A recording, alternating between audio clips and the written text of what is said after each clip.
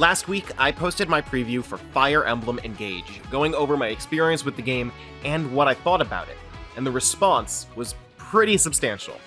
Since then, I've gotten a lot of questions about the game, asking for more details on stuff I talked about, or even things that I had never even thought to mention. I've given so many answers about the game in so many places now that I figured it would be a good idea to make another video, going over the biggest and most common ones, to put all my answers in one place. So with that said, here we are. So I should say up front right away that I am still restricted by what I can talk about because of the preview embargo, so there are some things that I've seen people ask about that I just can't give an answer for. So if there's something that you feel like I obviously missed that I really should have talked about, then just keep in mind that's probably why. There is a specific cutoff in the game for what we're allowed to talk about, and so most people have mentioned that we're allowed to talk through Chapter 8, so we're going to be acting under the understanding that everything here is true through Chapter 8, and maybe things change later, maybe they don't, but that's the only section of the game that I'm allowed to talk about right now. So first up. How important are the Emblem Ring characters from previous games to the plot? So the 12 Emblem Rings as a concept are a really big MacGuffin. They're really important because everyone's trying to get them. They're very powerful. But the specific characters themselves, they really don't have much to do with the story. So the ones that we have in the first few chapters, we've got Marth, Celica, Sigurd, and Micaiah. And then right in Chapter 8, we meet Roy, but it's during the battle, so you don't get to see him in the Somniel and stuff and talk to him until afterwards. And the overall vibe from them is that they show up in the chapter where you meet them, and then for the most part, they just kind of never really appear in the main plot again. Even Marth himself doesn't show up in most cutscenes. You do talk to them on the Somniel, you get the bond conversations with them, but that's really where their characters are limited to. And I guess I'll talk a little bit about like the writing of them. So of the main four, Sigurd is probably the one that I like the most. I've never personally played Genealogy of the Holy War, so I don't know if he's particularly accurate to that game. It sure would be nice if maybe someday there was an officially released English version, but he's very world-wise, more mature. He is a character that seems to have things a little more figured out. He's a character that's not naive. He understands the world, so he knows what he's doing, and that's just kind of really nice to see in a Fire Emblem protagonist. So he's a really great addition to the cast of emblems. The one that I would say is most disappointing to me probably would be Micaiah. Micaiah, I really like Radiant Dawn. Path of Radiance and Radiant Dawn were my first Fire Emblem games, so their story is one that I have a lot of affinity for, and Micaiah feels like she was written by someone who's never played Radiant Dawn. Her story is really about making tough choices as a leader. She starts out in Dayan when it's being occupied by Benyon, and she's leading the resistance to try to take back the city, and as the game goes on, she really needs to deal with the struggles of being in charge as things are going wrong, as you might not be on the right side of the war, and really none of that comes through in Engage. She's really just kind of a generic character, and every now and then she'll like mention a character or an event from Radiant Dawn that like feels like you could just look it up on a wiki, but it doesn't really feel like they took advantage of the character that Micaiah is in order to kind of have something to say in the story. What difficulty options are available? Can you change your difficulty in the middle of the game? So at the beginning of the game, you have access to all three difficulty options, being normal, hard, and maddening. Maddening, for 3 houses, it was added in a patch after the game released, but in Engage, it's there from the beginning. You don't need to beat the game to play it, you get it immediately. And then the casual versus classic option, being whether permadeath is enabled, that is a separate switch. So you effectively have 6 difficulty options, like, normal classic, normal casual, hard classic, hard casual, and maddening classic, maddening casual. And you can change your difficulty in the middle of the game. You can lower it, but you can't raise it. So I would recommend, if you're not sure what difficulty you want to play, choose a harder difficulty and see if it gives you too much trouble, and then bring it down, because you're not going to be able to start the game, and if it feels like it's too easy, then if you want to raise the difficulty, you're just going to have to start over. Do you start battles with the engage meter filled? How quickly does it refill? So the engage meter starts full at the beginning of the battle, and it lasts for 3 turns by default, and then it can only be filled up by either direct combat or by using healing staves. The interesting thing about it to me is that it does not increase per turn. There's no way to passively increase the engage meter, so you have to put your units into the line of the battle. They need to either be actually attacking enemies, they need to be getting attacked, or they need to be doing healing. So if you just want to try and sit around until you can engage again for a little easier time, that's not going to work. If you want to use the engages regularly, then you need to be going right up into the battle.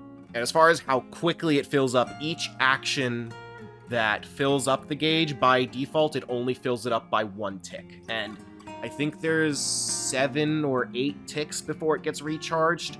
So it's something that you're not going to be firing these off extremely often unless you put someone on the front lines and they get attacked by a bunch of enemies all at once.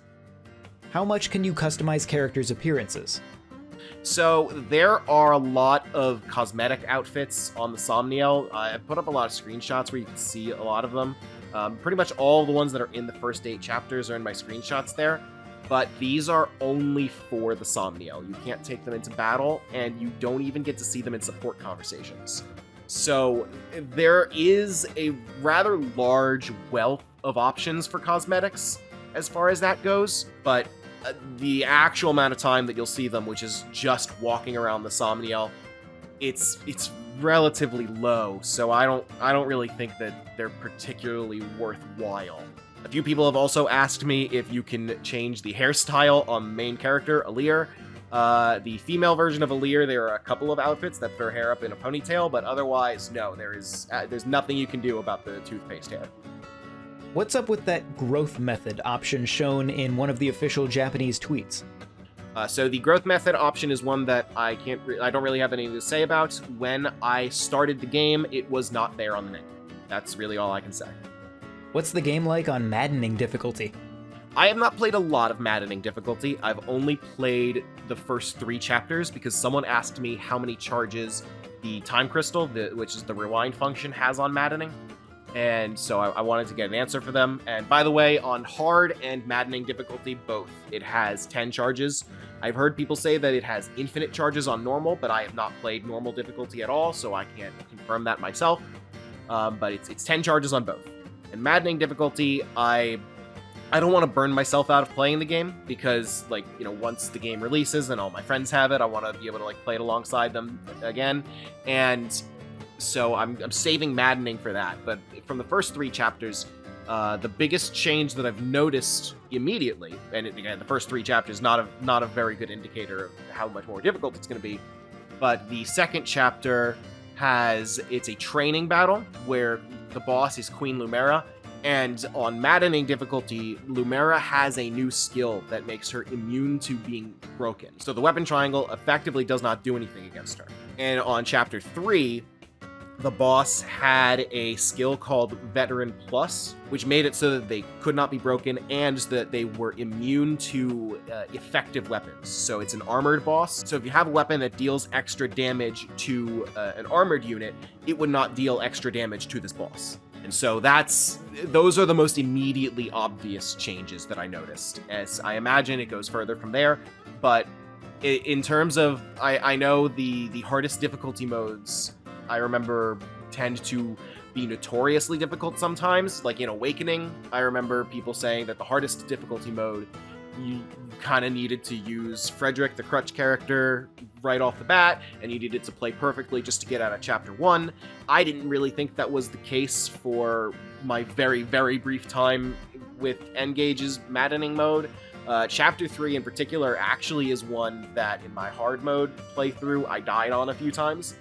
And in Maddening, Obviously, I knew what was coming and was able to prepare for it a little more, but I beat it first try with no deaths. So I don't think that Maddening is going to be unreasonably difficult. But again, I've only seen the first 3 chapters. 2 of those are effectively tutorials. Who knows where it goes from there? You know the enemy AI was smart enough to hide in bushes in previous games, right? A lot of people have told me this, that I was wrong to say that in my preview, and yeah, I was wrong. I apologize for that. I tried to fact check it. I tried to ask some people about it, but it is tough to be sure of that, and for people to really understand what you're asking when you're not able to even say that you have the game. If you Google "do enemies hide in bushes in Fire Emblem," you don't get very simple search results. So I tried. I'm sorry. I made the wrong call. What languages is the game available in? Voice acting is available in English and Japanese, and text is available in US English, Latin American Spanish, European English, European Spanish, French, Italian, German, simplified Chinese, traditional Chinese, Korean, and Japanese. Who are your favorite characters so far? So my standouts from the first 8 chapters are definitely Yunaka and Louis. It's pronounced Louis, by the way, not Lewis. They are great both in terms of writing and in gameplay.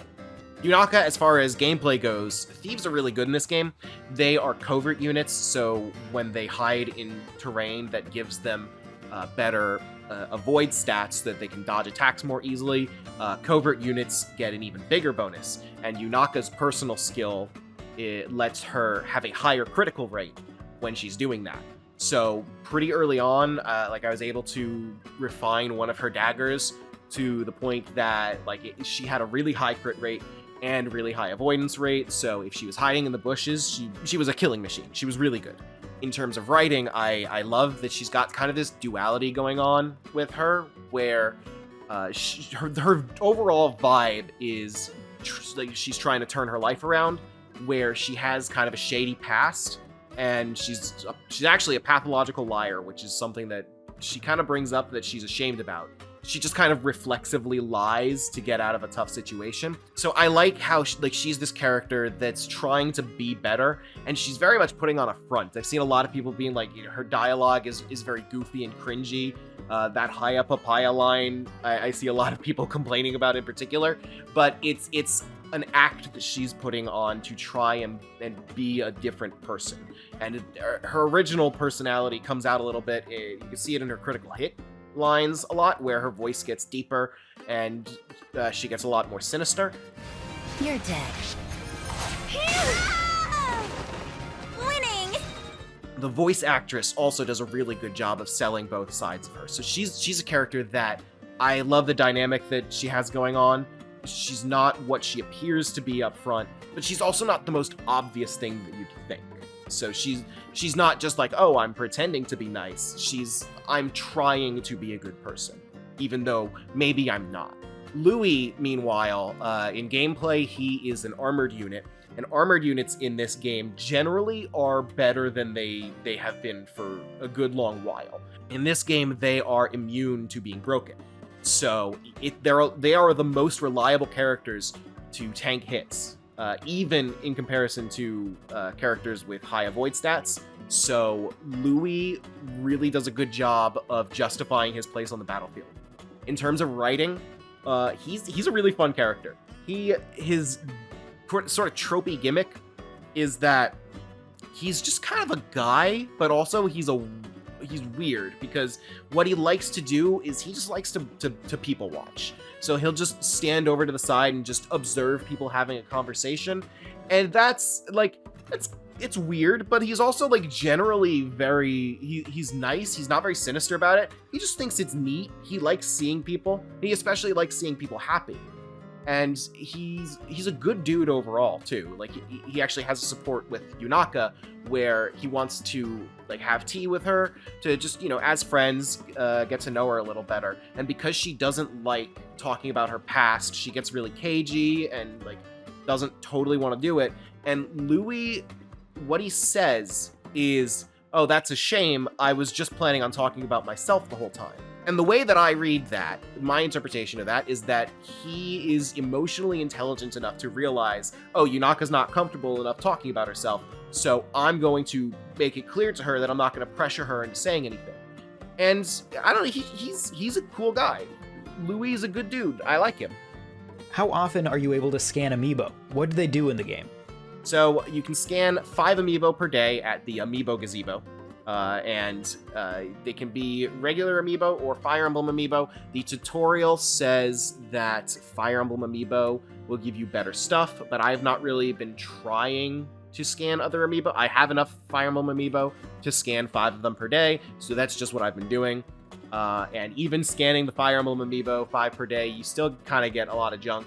The best stuff that you want is you can get vouchers for special costumes and music from previous games, but a lot of what you get is just ingredients and minor consumable items, stuff that feel like I'm only scanning the Fire Emblem Amiibo, and the rewards that I'm getting a lot of the time feels like I'm scanning a regular Amiibo, and that's a little disappointing.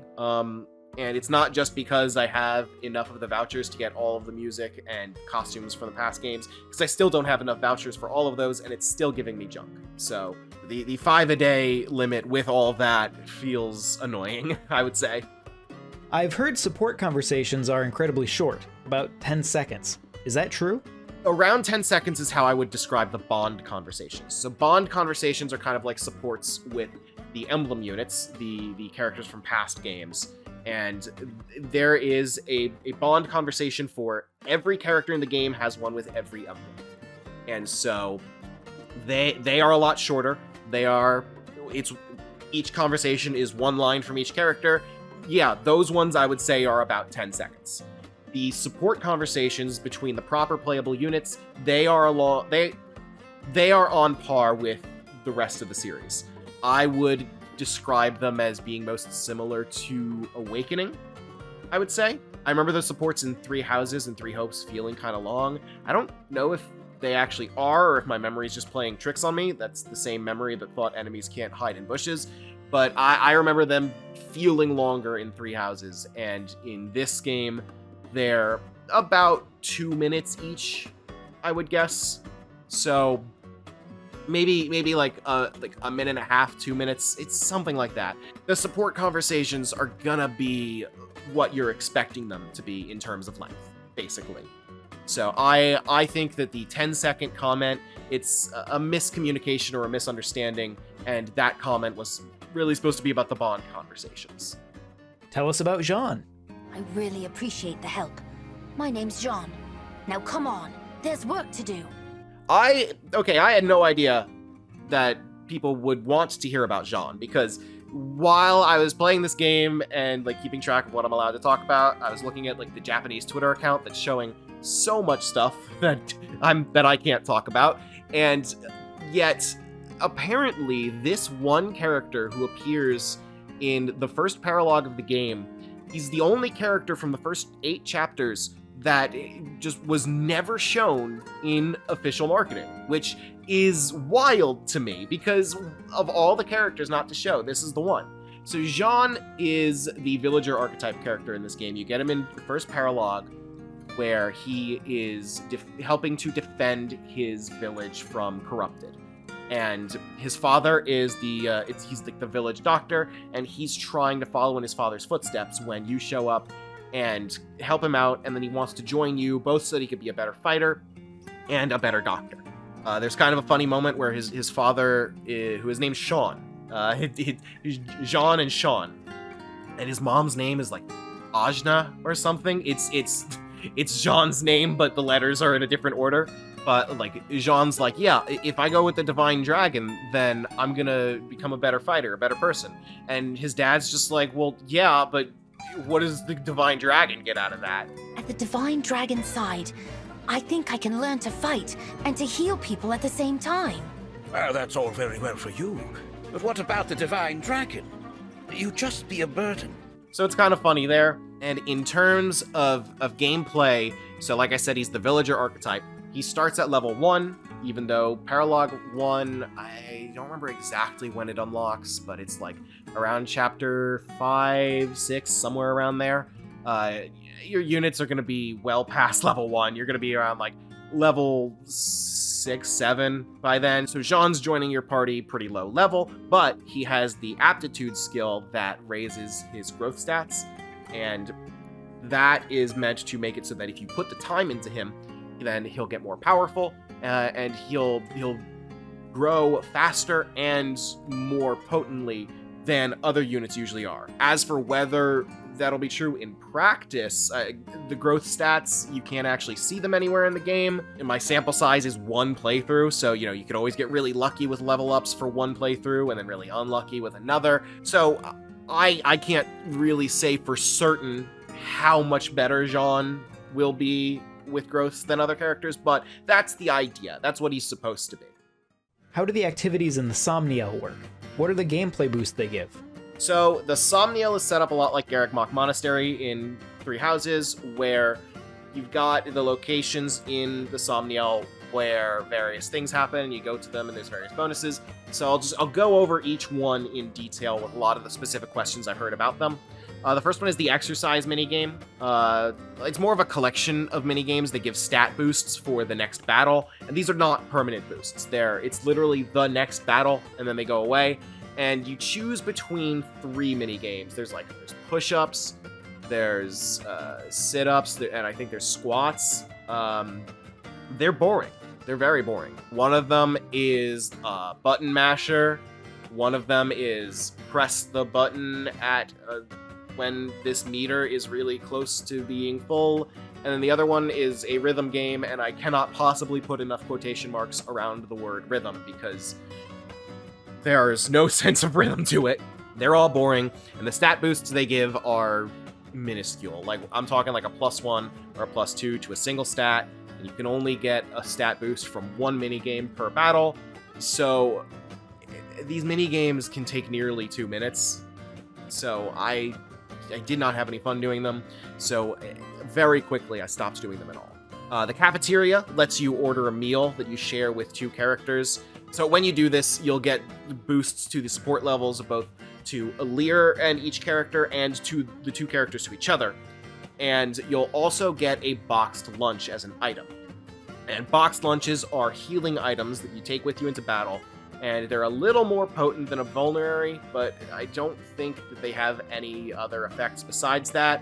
Celica, when you have her equipped, she has an effect based on boxed lunches, but the boxed lunches themselves, they're just healing items. They're just a straight healing item.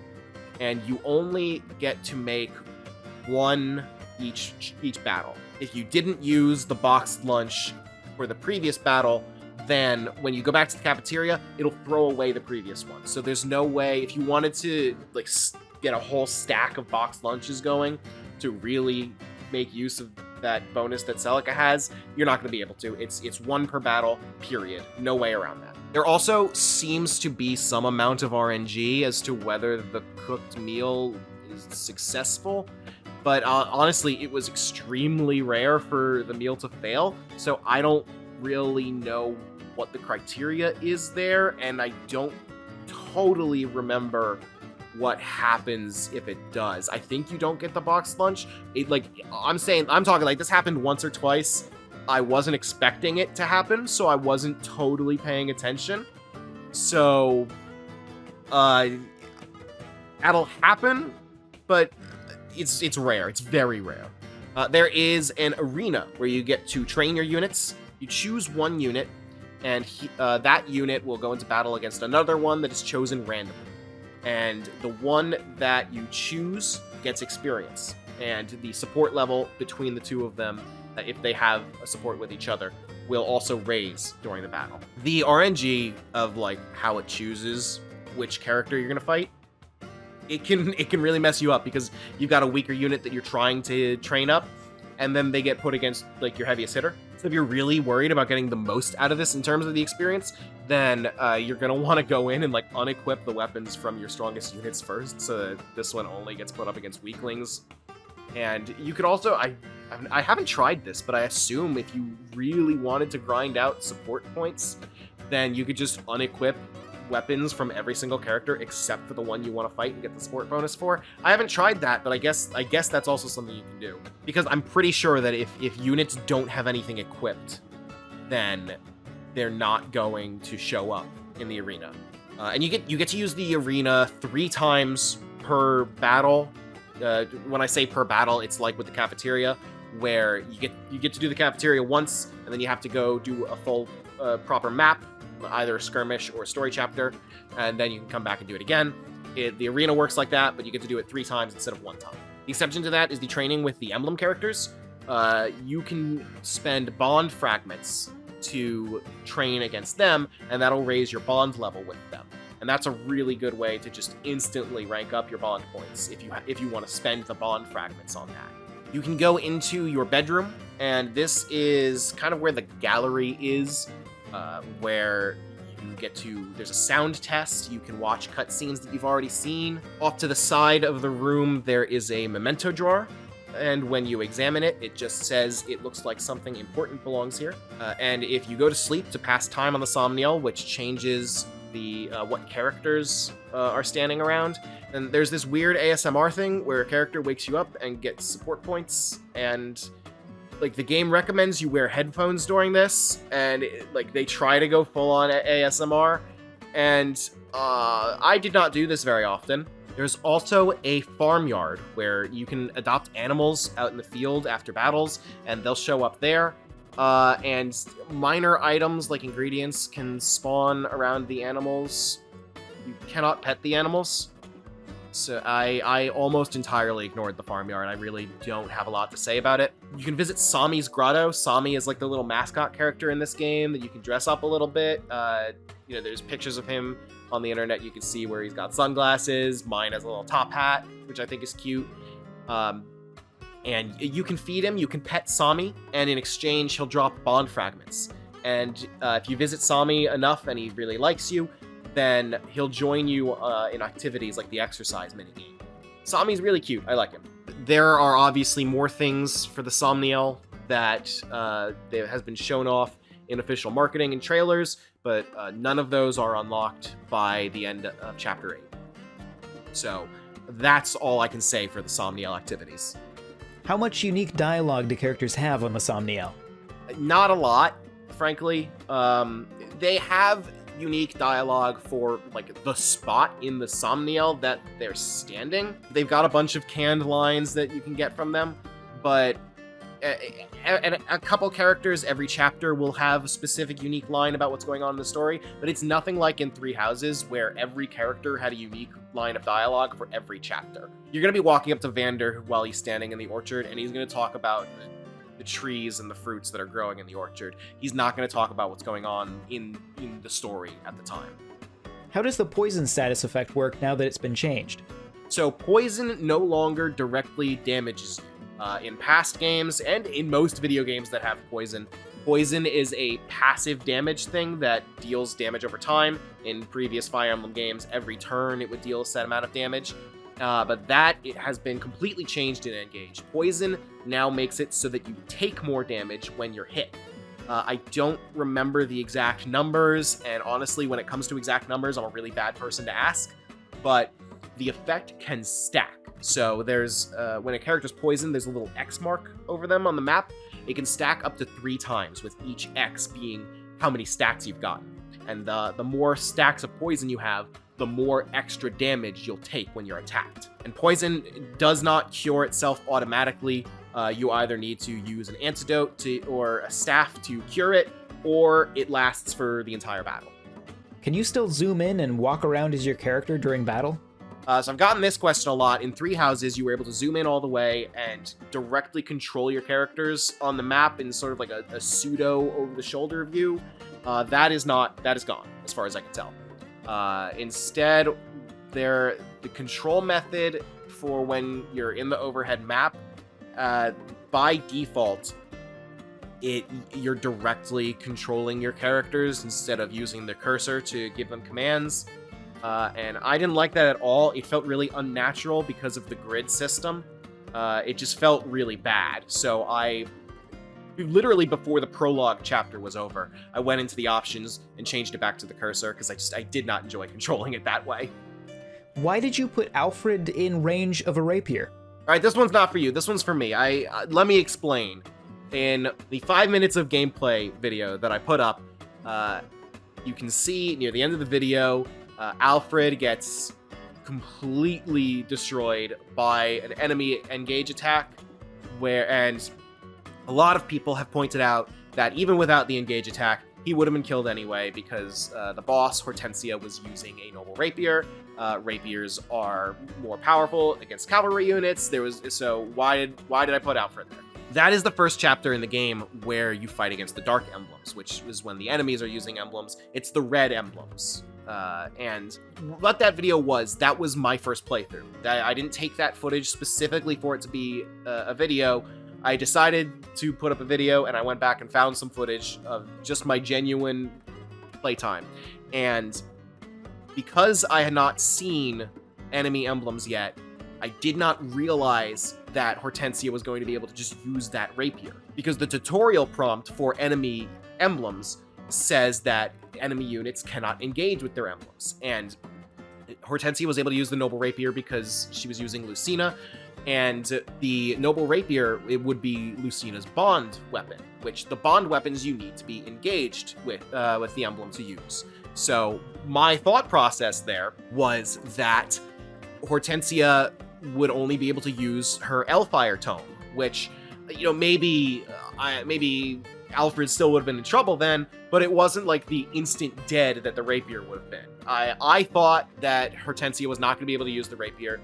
Looking back at the footage, I see now that there's like this little icon in the top right of the screen that says I'm in range of a bond skill, but again, first chapter with enemy emblems, I'd never seen that before, and I didn't know to be looking for it, this tiny little thing up in the corner of the screen. That's what happened. How do the revival stones that enemy bosses carry work? So, most every boss in the game has a revival stone. They first show up in chapter 5, I think. And the way that they work is that when an enemy's health is reduced to 0 while they're holding a revival stone, then their health will be fully restored afterwards. So it's an extra health bar. And the revival stone doesn't activate until combat is complete. So it's effectively impossible to kill an enemy holding a revival stone in a single round of combat. I've seen a lot of people talking about Celica's Warp Ragnarok skill as something that you can use to just warp ahead to the boss and kill them in one turn. And because of the revival stones, you could do that, but then you're putting your unit in big danger, and you need to be really certain then, because you're not going to be able to kill in one turn, that the unit that you're sending up is going to be able to survive the enemy phase. Which, if you're sending them up alone to try to quickly kill the boss, it's probably not going to happen. So revival stones, I like them a lot because they're a way to make it so that bosses can't be trivialized. You always need to have a plan, even if you're a lot more powerful than them and could conceivably kill them in one shot. You need to have a coordinated strike on them. One single unit is going to be put in a lot of danger if you send them up to try to do the work by themselves. Is there a magic triangle like in previous games? So no. So previous games kind of would have a second weapon triangle sometimes with magic, and it wasn't always super consistent. Radiant Dawn went really ham with this, where there was a third weapon triangle within the magic triangle, but no. Overall, there is not a magic triangle. There is just the standard swords against axes, axes against lances, lances against swords, and then punching is good against tomes, bows, and I believe knives. While I'm talking about the weapon triangle and the break status effect, there's also the question of whether the weapon triangle affects stats like hit rates, and as far as I can tell, like I said, I'm not very good with the numbers, but I did specifically try to look at this and figure this out. As far as I can tell, the only effect that the weapon triangle has is inflicting break. It does not change your stats at all. Do combat arts make a return? So combat arts from 3 houses. They were kind of like unique special moves. They have not returned, but there are a couple things that are kind of like combat arts, mostly stuff that happens when engaging with emblems. I would say that each time you engage with your emblem, you get to use their bond skills, like a big special attack. Sigurd's got Override, which lets him attack enemies that are lined up all in one move. I mentioned Celica's Warp Ragnarok skill that lets her teleport across the map. That's one of them. Micaiah's got Great Sacrifice, where she fully heals all of your units. Those, I would say, are the closest thing to the combat arts in this game. It's not the same thing at all, but it's kind of similar. You get to use that once per engage. So if you engage at the start of battle, you get to use it. The engage runs out. You don't get to use it again until the engage runs out, and then you build the gauge back up, and then you start the engage again. So that pretty much covers all like the big consistent questions that I was getting. If your question wasn't answered, you could feel free to ask it, and I will answer it if I can. But it's like I said, there's a lot of questions that people asked that I just do not have the freedom to give an answer to. So you can keep an eye out for when our full review of the game comes. I'll have a lot more freedom to talk about it then. So you can feel free to leave a comment to try to get any more questions in. I'll put my Twitter username on screen right here. You can send me a question there. And make sure to subscribe to us here on YouTube and check us out at NintendoWorldReport.com for both continuing Fire Emblem coverage. I've been putting up screenshots on our website, just more various things that I think were cool, or photo mode screenshots are getting passed around a lot. Just keep an eye out. We've got more Fire Emblem coverage to come as the game gets closer. This video was made possible by our generous supporters on Patreon. Did you know that Nintendo World Report is funded directly by fans like you? When you support Nintendo World Report on Patreon, you get immediate access to multiple exclusive podcasts every month, exclusive Discord channels, an early look at select content, and more, all for as little as $1 a month. Check out patreon.com/NWR for all the details.